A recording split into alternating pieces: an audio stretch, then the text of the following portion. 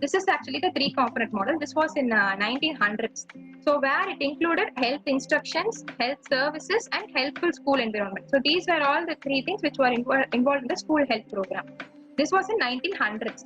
So in 1980s, this three-component model was replaced by eight-component model. So it's also called as comprehensive school health program. So in which all these eight were provided. So first is health education. So the children will be educated about their maintenance of health, hygiene and all.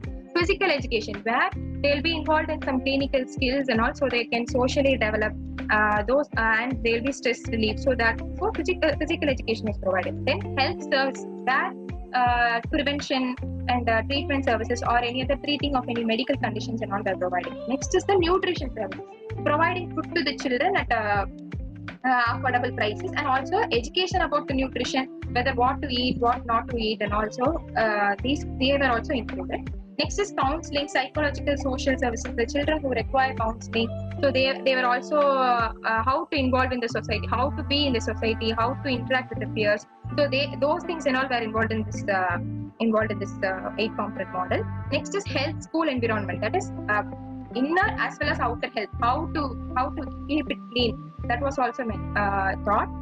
Next is health promotion for staff. So staffs are also provided with health education so that they can serve as a model to the children.